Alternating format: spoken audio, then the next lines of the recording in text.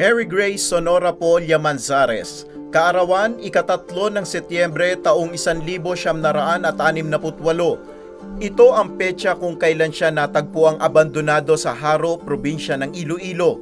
Inampun siya ng mag-asawang Fernando Po Jr. at Susan Roses na parehong tinitingala sa industriya ng telebisyon at pelikula sa bansa.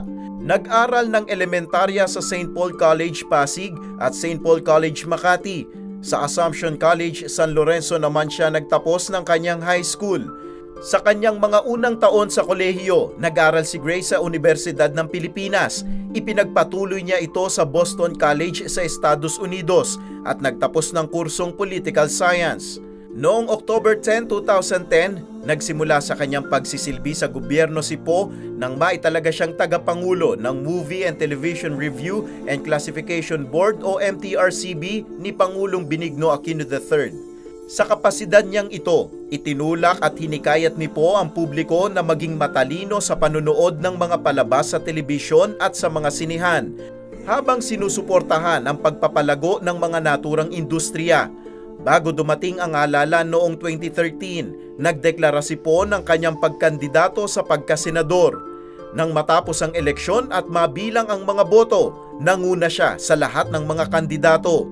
Sa Senado, isa sa pinamunuan ni Senador Grace Po ang Senate Public Order Committee na nanguna sa pagsisiyasat sa pangyayaring humantong sa pagkamatay ng 44 na miyembro ng Philippine National Police Special Action Force sa Mamasapano, Maguindanao. Kabilang din sa mga pinamunuan niyang pagdinig sa Senado ang paghahanap ng solusyon sa mga problemang kinakaharap ng ating mass railway transport system. At bilang pinuno naman ng Committee on Public Information and Mass Media, pinangunahan ni Senator Po ang pag-aaproba ng People's Freedom of Information Act na nagtutulak sa pagkakaroon ng malinis na pamamahala sa pamamagitan ng paninigurong ang lahat ng mga ahensya ng gobyerno ay bukas at may pananagutan sa lahat ng mga transaksyong pinapasok nito. Nang iabiso ni Senadora Grace Po ang kanyang paglahok sa darating na halalan bilang kandidato sa pagkapangulo, inihayag niya ang kanyang 20-point platform, kabilang dito ang mga sumusunod. Sa sektor ng edukasyon, ang pagsisikap na palawakin ng scholarship at pagpapatibay sa Study Now, Pay Later programs.